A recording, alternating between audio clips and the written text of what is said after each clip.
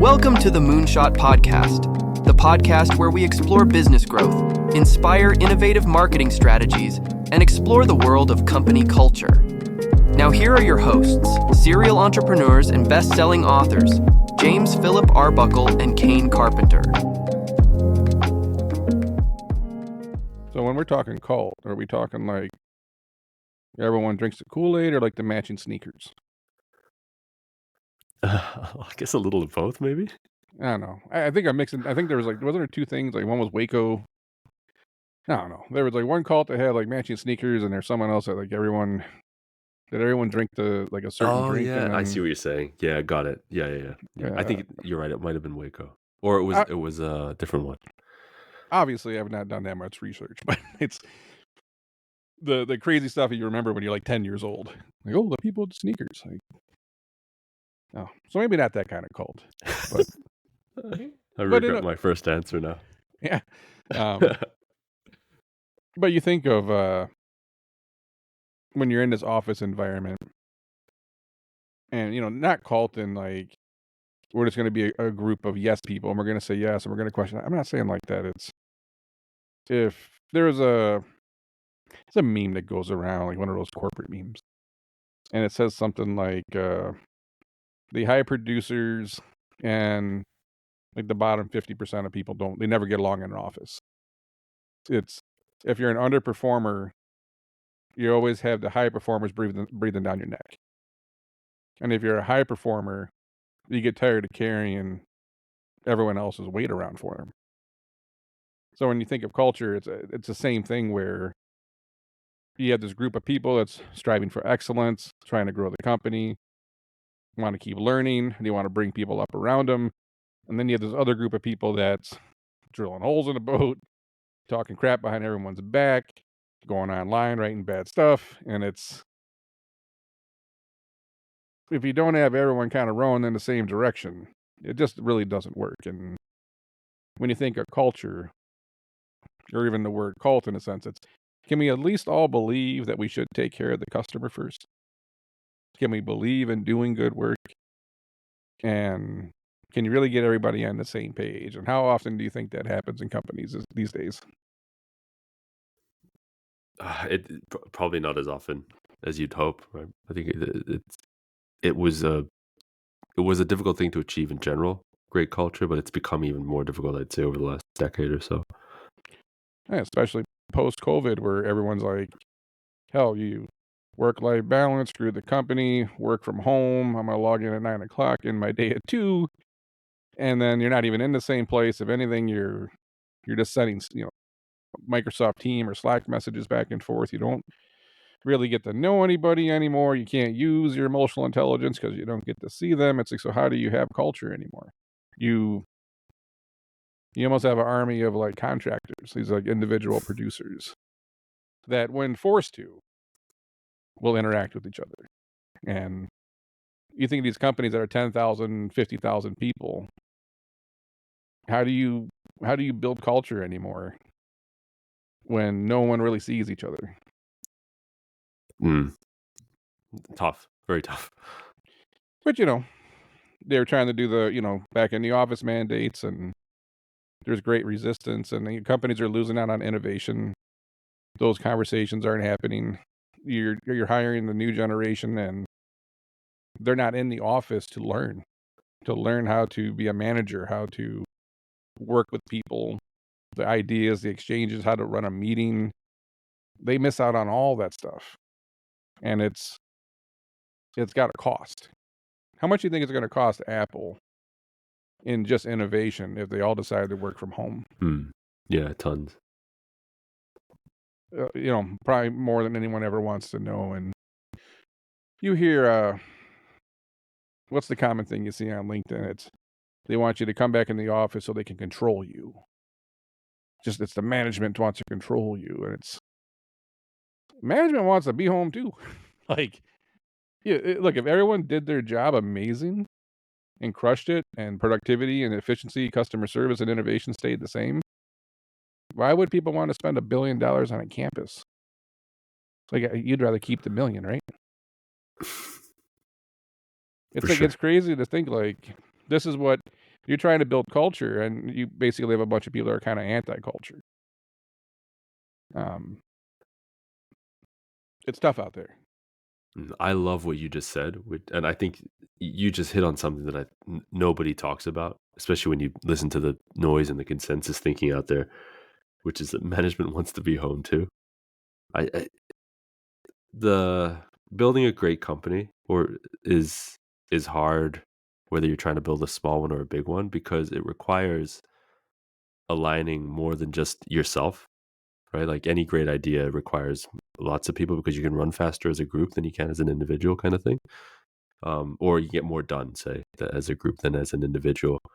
Um, and so management typically, I'd say, is looking for the most efficient way to get from point A to point B, right? Which is from, call it idea to some level of success. And I think what we're probably both subscribing to is the idea that if when you have people who work in remote environments or just 100% remote, you have kind of people moving in different directions, and the beauty of getting everybody together, and this is, I guess, like kind of why church happens all in one place and not over Zoom, why kind of all of these things happen in one place, is you can get thinking to look the same, right? And we titled the chapter around the idea of a cult, not, right, like you said, not around the idea of building your own country and kind of hurting people, but because when you get people in a room together and you're looking at the same things and you're listening to the same things and you're hearing the same things, it's just a more efficient way to get from point A to point B, because you don't have to like keep pulling at that kind of different strings that are moving in different directions. Um, I'm not really sure where I was going with that, but I just love the idea of what you said, James, which is that there is this kind of management versus employee kind of thing going on in the world. And I think that's completely misinformed because management wants to be home too. Management wants to be. I've just talked to somebody I know that's a director at a technology company, and he's like, I get my shit done, and he does. He's one of those people that he gets it done and more. And everyone says they do that, but I think that as we saw productivity crash, that wasn't true. Productivity went in the tank. But the thing is, there are some people out there who do crush it from home, and he's one of them. But he's like, man, I don't want to go back in the office. And he's a director, so I get it. But at the same time, it's like, well, you are responsible for some new hires, and so who's going to train them? Where's the influence? When are you going to take them to lunch or happy hour and teach them some of that game? Teach them how to manage, how to deal with people, the adversity. There's all these things that you're going to miss out by not being in the office at least a little bit, right?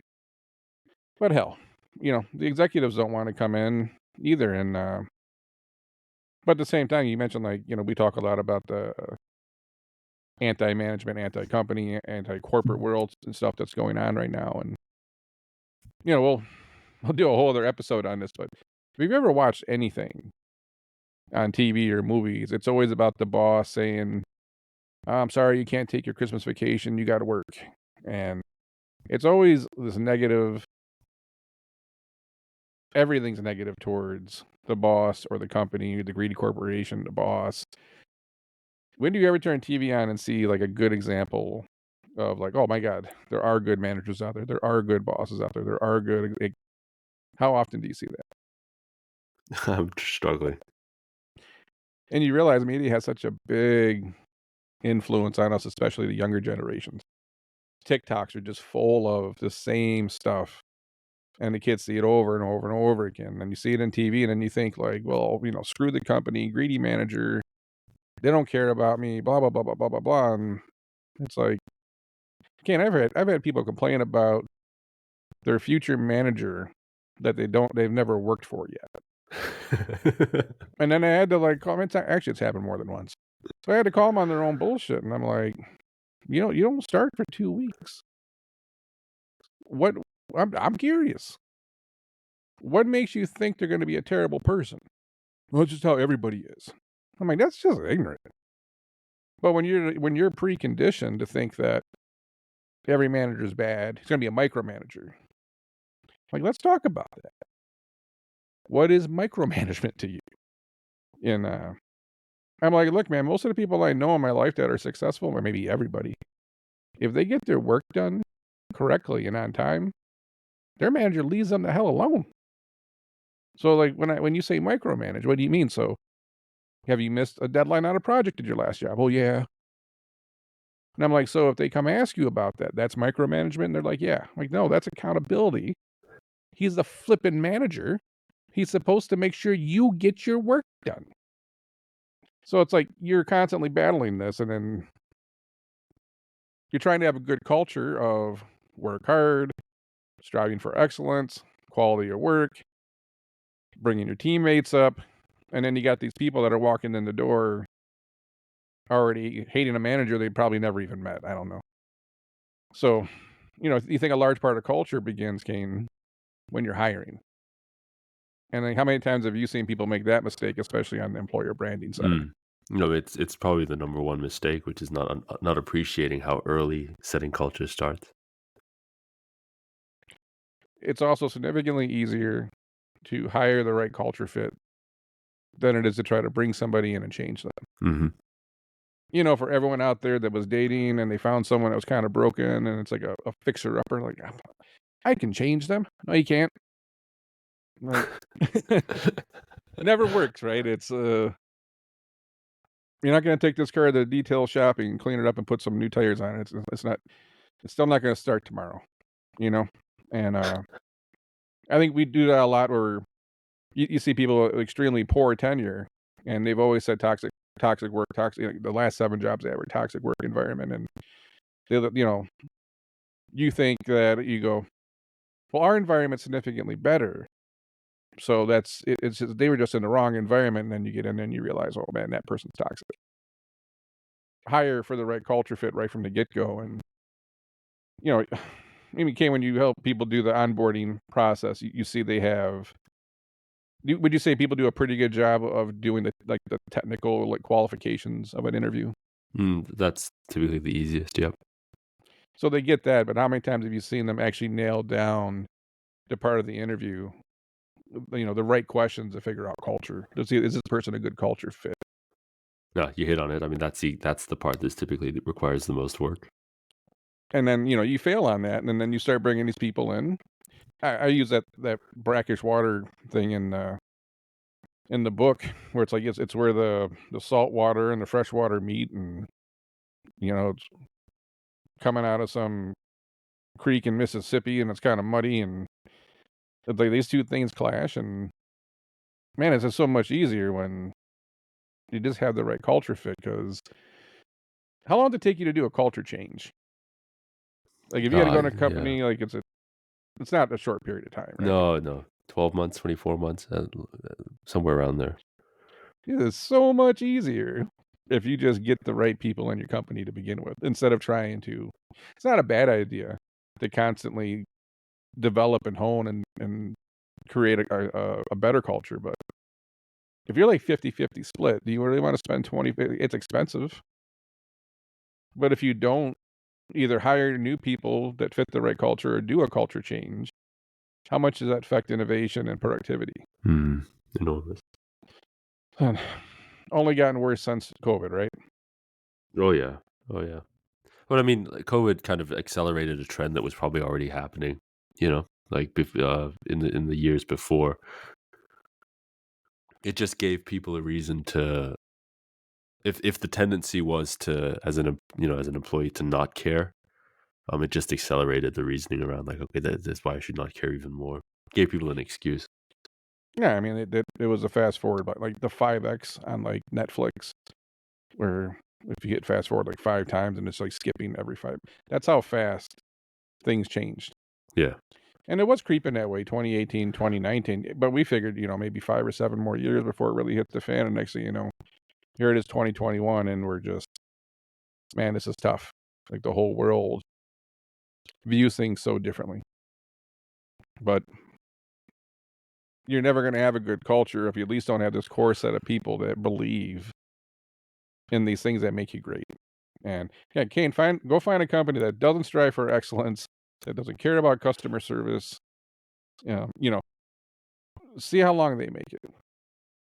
Like, you have to have some people that care, and you hope that there's enough of them that it's at least slightly infectious, that you can start to get some of the other people to believe in culture.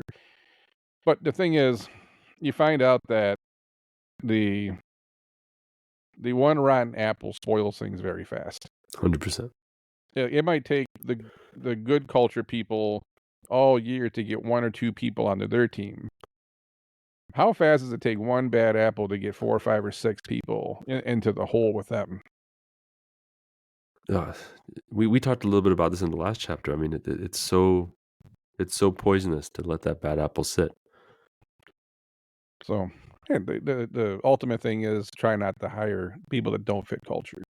But like your back's against the wall, the applications aren't coming in. You know, maybe you can't afford a headhunter, maybe you're in a bad area, your budget's tight, and there's been many times I talked to the restaurant owners, even business owners, department managers, and I ask them that question. I just want to hear the answer. Are you employing people right now that you wish that you could find somebody else? And everyone's answer is always yes. But that's who we have. They showed up today. Hell, they showed up late today, but them showing up late today is better than them not showing up at all. So imagine being in that position. Like, almost every company's in that position. A lot of hospitality's in that position where you're happy that people are showing up late and, to be honest, not even doing that great of a job, but they're at least there to do something. And then when you put the ad out to try to get somebody, it might be 2 weeks before you get an application. So I get it. You're probably gonna make some bad hires because you just need bodies. And I'm not sure what the fix for that is, unless you can find a way to really stuff the candidate funnel full of people. Yeah. Yeah. I mean, do you want to just reflect a little bit, James, on kind of how important your early hires are? Because in building that core group of individuals that end up becoming kind of the torchbearers, the ones who drive the culture of an organization. Granted, you can add people to that group all the time, but I imagine the early hires are absolutely critical. They are, sometimes again, if your back's against the wall and you can't find anybody, it's, hey, I need a full stack developer, right? And sometimes that's all you can choose from. Um, but if you don't have that 5 or 10 people that are like the champions of culture, like, these are the people that set the operational tempo, the culture, the lingo, holding people accountable. Well, if you don't get the right, they're just going to turn over anyways. Like, how many times have you saw a startup where it's like, you know, I was employee number 7 and they were only there for like 6 months. Right. And, do you really want turnover and you're kind of like inner sanctum? I don't think that's good.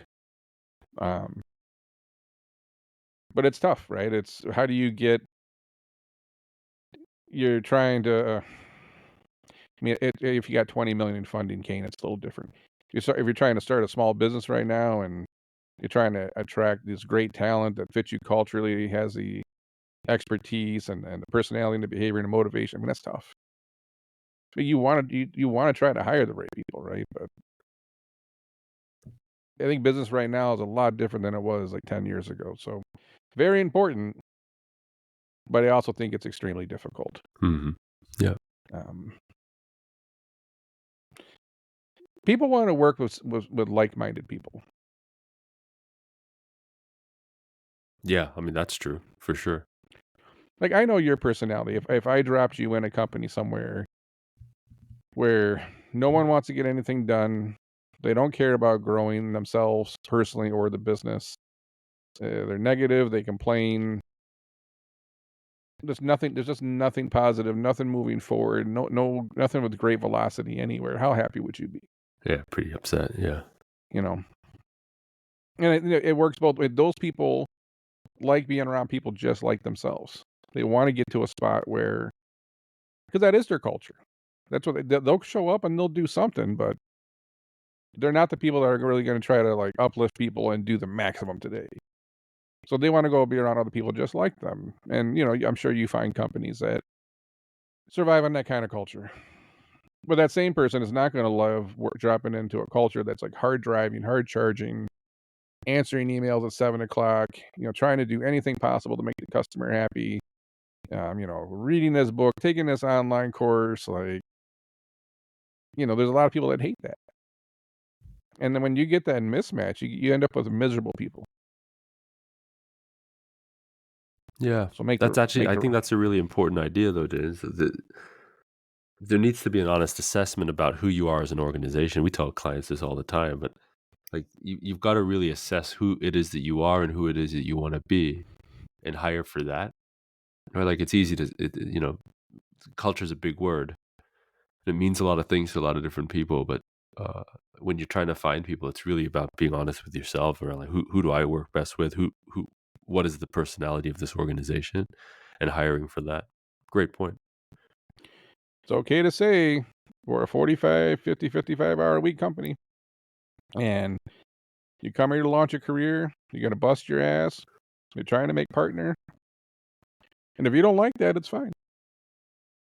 The problem is when you really need somebody, you start bending. Right. Maybe you can't get anyone to agree to that. And next thing you know, I need an associate. So you soften up on that.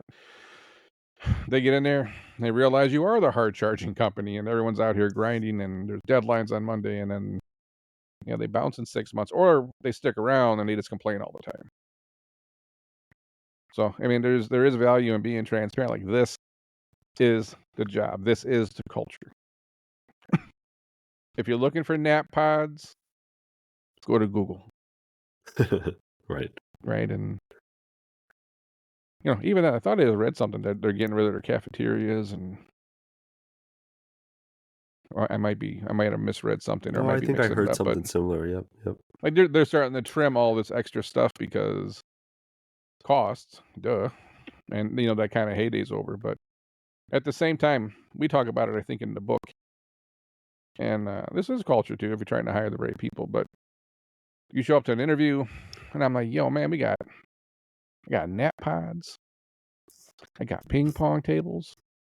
I got 5 different restaurants. We got a Chick-fil-A truck that comes outside every Tuesday. Got pool tables. Got video game systems. Like, screw the interview. All you just sold the person on was like napping, playing games, eating, and drinking. Right.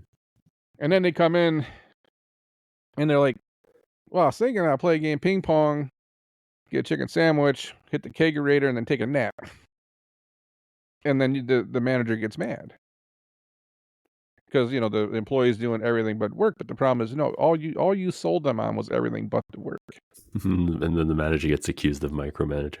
Yeah, and it's just be transparent and say, get your work done, and then there's all this fun stuff to do. But we got to get the work done. But companies were at a point where they would do almost anything to get people or great people. Look, man, if you sell them on doing fun shit all day, they're going to want to do fun shit all day. And the world's waking up to that. And what really hurt was Google got away with it because of the way their business operates. They just have that luxury. There's a whole bunch of companies, Kane, that tried to do that model who just didn't have the brand power. They didn't have the margin. Right. They didn't have the growth, the velocity and growth. Like, they tried doing what Google did, but they didn't have all that stuff, and it hurt them. Google's got the open office environment. Let's do it. Yeah. Bad idea. Because you're not Google. So, anyways, wrap up culture. Sure, you can do culture change in an organization. You can do a EVP and come up with a manifesto. You can do all this stuff, but maybe you should do all that. But what's the easiest thing to do, Kane? Get people back in the office. That's not where I was really going with No, this. it's not where you're going. Sorry. Make the right hires. Make the right hires. You can't like, damn it, get these people back in there. It's been on my mind. Want you at your desk at 7:59. No. And the funny part is, it's like, get back in the office at 7:59. We got a Zoom call at 8. Yeah. I got a Zoom from home. So Yeah. all right. Well, I'll catch you on the next one, man. All right.